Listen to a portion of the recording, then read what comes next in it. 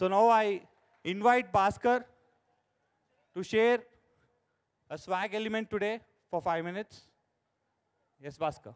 Enjoy చేస్తున్నారా అండి అందరూ? ఓకే, చెప్పండి ఒకసారి నాకు. నైట్ టైం చలి ఎంతమందికి వేస్తుంది ఇక్కడ? చల్లగా ఉందా అందరికీ?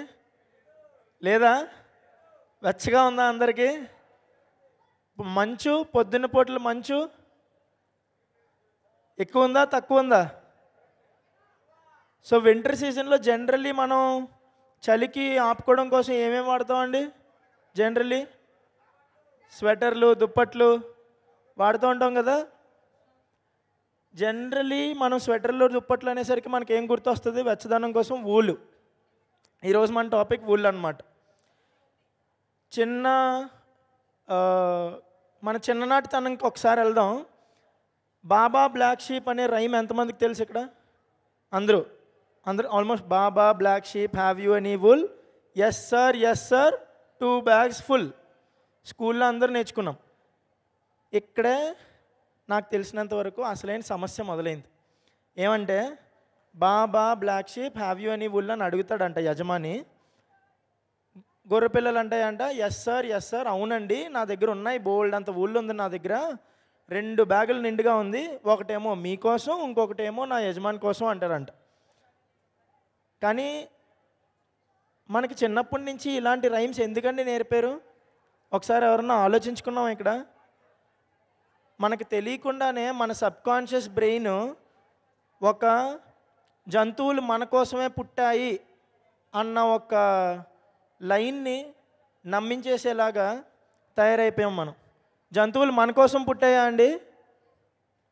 జంతువులు ఎవరి కోసం పుట్టాయి? వాళ్ళ కోసం వాళ్ళు పుట్టారు. వాళ్ళ జన్మ వాళ్ళది. ఏ జంతువు కూడా మన కోసం కాదు. సో ఈరోజు ఒక వుల్ అనే టాపిక్ మీద మనం పీపీటీ తీసుకున్నాము. సో ఇది ఈరోజు మన అపోహ మళ్ళీ వాస్తవం. చలికాలంలో మనల్ని వెచ్చగా ఉంచడానికి వాడే ఒక వస్త్రం అన్నమాట మనం వుల్ అనేది. కానీ ఇది కంప్లీట్గా ఒక అపోహ. ఎందుకు అంటే ఏ జంతువు కూడా మానవుడి కోసం పుట్టలేదు. ఏ జంతువు కూడా మానవుడి కోసం పుట్టలేదు. ఎంతమంది అవునంటారు? ఎంతమంది ఒప్పుకుంటారు? నాతో పాటు ఒకసారి చెప్తారా? ఏ జంతువు కూడా మానవుడి కోసం పుట్టలేదు. ఏ జంతువు కూడా మానవుడికి ఆహారం కాదు. అలాగే ఏ జంతువు కూడా మానవులకి వస్త్రం కాదు. సో ఇది మనకి జనరల్లీ వచ్చే ఒక ఇమాజినేషన్.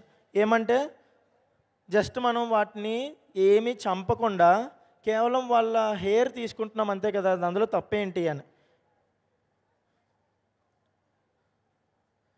కాకపోతే వుల్ కోసం గొర్రెపిల్లల్ని ఎలా ట్రీట్ చేస్తారో ఒకసారి చూద్దాం. వ్యాపారస్తులు ఎక్కువ లాభం కోసం ఏం చేయాలండి? ఎక్కువ వుల్ అమ్మాలి. ఎక్కువ వుల్ అమ్మాలంటే ఏం చేయాలి? మనం కటింగ్ షాప్కి వెళ్ళినప్పుడు మనకు చేస్తారే హాయిగా నాజూగ్గా అలా కటింగ్ చేస్తూ ఉంటే ఎక్కువ వుల్ వస్తుందా? రానే రాదు. వ్యాపారం కోసం ఎక్కువ వుల్ రావాలంటే ఎంత ఫాస్ట్గా పనిచేస్తే అంత ఎక్కువ వుల్ అనమాట. సో మనకి ఎన్నో గాయాలు జరిగిపోతూ ఉంటాయి పాప మా జీవులకి. ఎందుకు? నేను ఒక వ్యాపారస్తుడిని, నాకు ఎక్కువ వుల్ కావాలి, నా దగ్గర టైం లేదు. ఎంత ఫాస్ట్గా లాగగలిగితే అంత ఫాస్ట్గా లాగుతాను, పక్కకు పడేస్తాను ఆ జంతువుని. మళ్ళీ ఇంకొక జంతువుని తీసుకొస్తాను, మళ్ళీ ఫాస్ట్గా లాగేస్తాను, మళ్ళీ పక్కకు పడేస్తాను. ఇది జరిగేది. స్వెటర్ల వెనకాల ఉండేది నిజం అన్నమాట ఇది. ఆ గాయాలని కప్పిపుచ్చడానికి ఎటువంటి మత్తు పదార్థాలు వాడకుండా అక్కడే మళ్ళీ కుట్లు వేసేయడం జరుగుతూ ఉంటుంది. కొన్నిసార్లు ఏమవుతుందంటే ఆ ట్రిమ్మింగ్ అనే ప్రాసెస్లో ఆ జంతువు బలవంత పెట్టకుండా ఉండేలాగా ఫైట్ చేయకుండా ఉండేలాగా ఉండడం కోసం వాటిని తోకలు కత్తిరించడం, అండకోశాలు కత్తిరించడం కూడా జరుగుతూ ఉంటుంది. సో లాస్ట్కి ఎప్పుడైతే వాటితో మనకు అవసరం నిండిపోయిందో మటన్ షాపులకు కూడా అమ్మేయడం జరుగుతుంది అనమాట. సో ఇలాంటి ఒక ఇండస్ట్రీలో, ఇలాంటి ఒక వ్యవస్థలో దగ్గరగా ఒక 10 నుంచి 12 సంవత్సరాల వరకు బతకాల్సిన జంతువులు మనకు కేవలం 5 నుంచి 6 సంవత్సరాల లోపే చనిపోవడం జరుగుతుంది.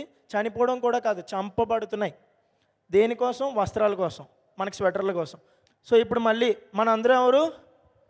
అహింసావాదులం కదా. అహింసా బిలీవర్స్ ఎంతమంది ఇక్కడ? ఏ జంతువు కూడా మన కోసం పుట్టలేదని నమ్మేవాళ్ళు. సో మనకి ఈ ప్రశ్న చాలా ఇంపార్టెంట్. మనం ఊలు వాడడం ఎంతవరకు న్యాయం, మన చల ఆపుకోవడం కోసం ఊలు వాడడం ఎంతవరకు న్యాయం? మన దగ్గర వేరేమేమీ లేవా? చాలా ఉన్నాయి ఈరోజు ఆల్టర్నేటివ్స్ మన దగ్గర. సో ఒక స్వెటరు ఈ రోజుల్లో కేవలం ఉల్లుతోటే కాదు, బ్యాంబూ ట్రీస్ తోటి, సోయా బీన్స్ తోటి, చెక్కతో కూడా మనకి తయారయ్యే స్వెటర్లు వచ్చాయి. చాలామంది ఆల్రెడీ ఆ స్వెటర్లే వాడుతున్నారు అనుకుంటా. ఇక్కడ అక్రెలిక్ అంటారు. మీరు ఎప్పుడన్నా నా రిక్వెస్ట్ ఒక్కటే, నెక్స్ట్ టైం మీరు స్వెటర్లు దుప్పట్లు కొనేటప్పుడు వుల్ అని రాసి ఉంటే దయచేసి కొనొద్దు, అది హింస నుంచి వచ్చింది. అక్రెలిక్ అని చెప్పేసి ఉంటుంది, కేవలం ఆ ప్రోడక్ట్ మాత్రమే వాడండి. మీరు ఆల్రెడీ చాలామంది అదే వాడుతున్నారన్న గట్టి నమ్మకం. ఎందుకంటే అక్రెలిక్ కొంచెం వుల్ కన్నా తక్కువ కాస్ట్ అనమాట. మనం ఏమనుకుంటాం అంటే కల్తీ వుల్ అనుకుంటాం. యాక్చువల్లీ అదే బెటర్, ఎందుకంటే ఇందులో హింస ఉండదు. మనకి ఏం కావాలండి? హింస కావాలా? మనకి వస్త్రం, అందం కావాలి, అంతే కదా. జంతు హింస ఎంతమందికి ఒప్పుకుంటారు ఇక్కడ? మనకి హింస వద్దు, మనకి వస్త్రాలు కావాలి, అంతే. సో అంతే అండి ఈరోజు టాపిక్.